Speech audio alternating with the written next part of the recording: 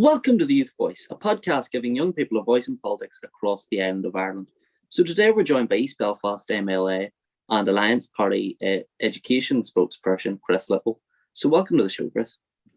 Hello, Dermot. Good to see you. So obviously we've had quite an amount of scandal and fiasco over education over the last, I suppose, nearly 2 years. You know, there's been mess up after mess up and scandal after scandal when it came to the education department. But I suppose kind of as we're leaving COVID, in your eyes and kind of in the eyes of the Alliance Party, what are the big issues facing education in Northern Ireland at this point? You're right, Dermot. It's been a hugely challenging time for education. I think I always want to take an opportunity to thank children and young people sincerely for the sacrifices that they've made over the last 18 months and longer.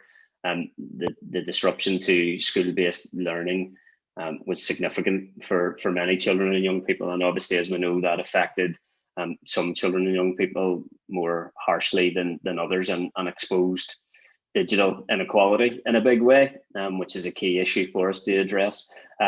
But I think by doing that, children and young people kept people across our community safe, particularly in the initial stages of the pandemic when we were learning how best to respond to keep people safe, to keep our health service functioning. And I think we owe a massive debt of gratitude. The best way we can respond to that debt of gratitude is to make sure that equal educational opportunity is in place for children and young people across Northern Ireland.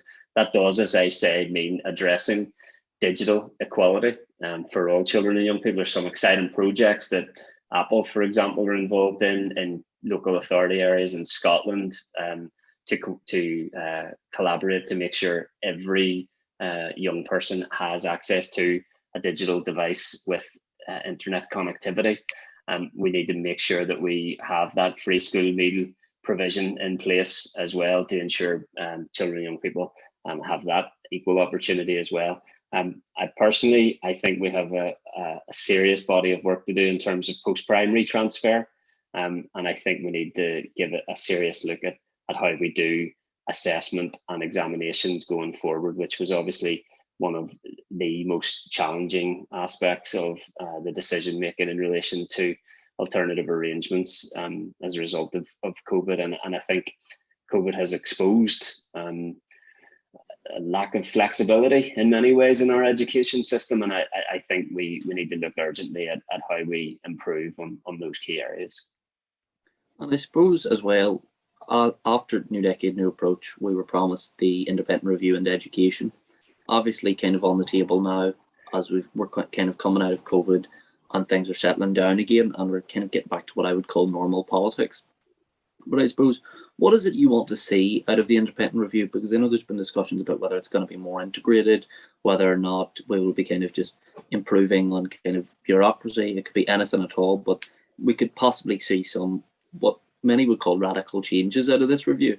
So I suppose, what is it that you want to see the review kind of recommend, and what would you like to see coming from that?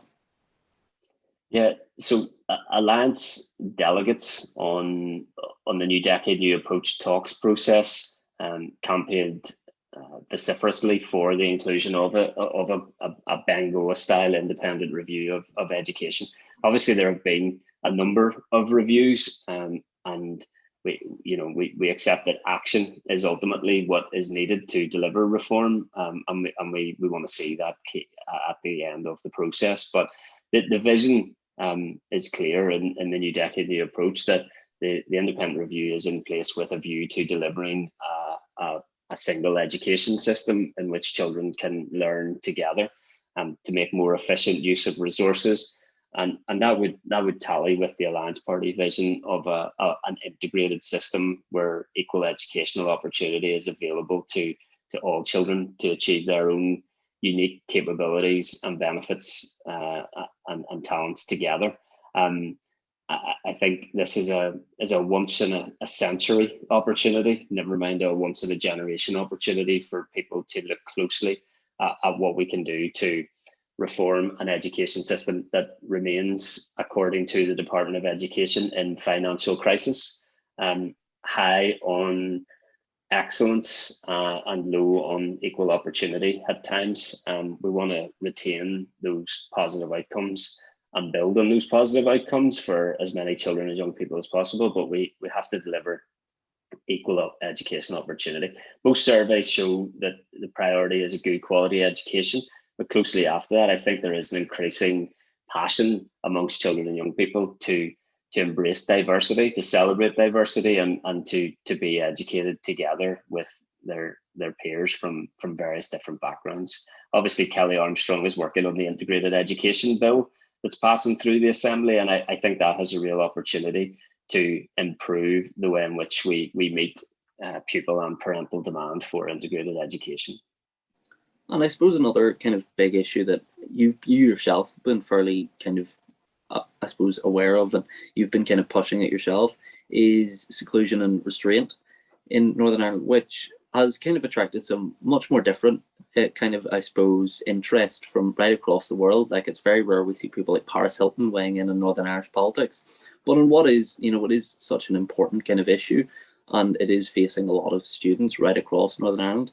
So I suppose, how did this issue end up on your agenda, and what is the way forward for protecting our students? Yeah, really important issue, Dermot.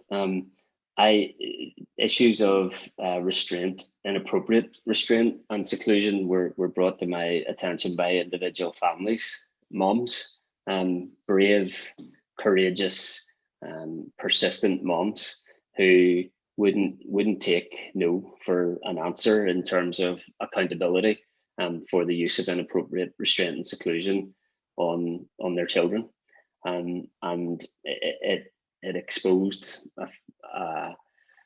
a weakness and an inadequacy in our policies and provision in terms of what is appropriate practice for restraint, and indeed has seen policy change in the department stating quite clearly that seclusion in a room without a window should not be happening in our schools. So the Department of Education has established a working group to bring forward new, more up-to-date policies that support children in those circumstances rather than use restraint and seclusion inappropriately.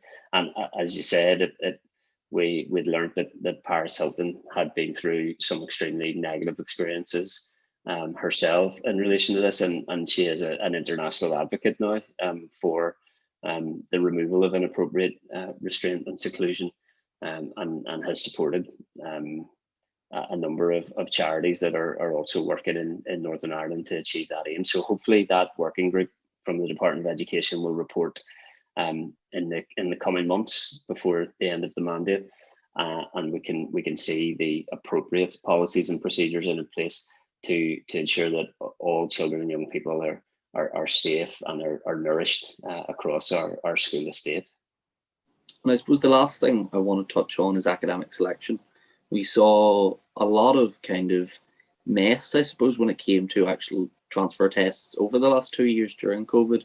I know that some schools cancelled them, some schools didn't want to cancel, but then were eventually kind of forced to. And it led to a lot of controversy within the department, with statements from ministers. It was a messy situation, to say the least. But a lot of the parties now are very much opposed to academic selection. And one of the big issues I've seen, I know Alliance take a similar position, but one of the big issues I've seen that people have said is, with the likes of academic selection, if it was scrapped, would that mean we'd see more fee-paying schools and more private schools? So I suppose if it was a situation of kind of scrapping academic selection, how would we manage to maintain that kind of equality of opportunity and equality of outcome for our students? I don't think we have equality of opportunity at this moment in time, Dermot, and indeed numerous evidence-based studies and reviews have stated quite clearly that the use of academic selection is a quote-unquote systemic inequality in our system, the most recent of those being the expert panel on educational underachievement, which produced the Fair Start report. It was a privilege to host the expert panel at the Education Committee recently, and I asked them, fairly frankly, I suppose, with respect for their expertise in the area, having concluded that the use of academic selection is a systemic inequality in our education system, why they made no specific recommendations for action thereafter. I think they hope that the independent review of education will go into that in more detail. And I think they wanted to make sure that they had a very specific deliverable action plan for some of the other key areas of addressing educational underachievement as well. But I don't think there is the demand or the economies of scale for multiple private schools in Northern Ireland. And I think it is high time that we remove the use of academic criteria. The issue for me, Dermot, is our children at age 11 transfer from primary schools to post-primary schools in which year 8, 9, and 10 we have a common curriculum, and I just don't see how it is fair or necessary to use academic-based criteria to transfer pupils from a common curriculum in P7 into a common curriculum in years 8, 9, and 10. At its heart, it's about differentiation, and I've asked teachers, the experts, do we need to differentiate in this way? And most of them say you may wish to differentiate in how you will deliver education for some pupils, but it's not necessary to do it by entire school building.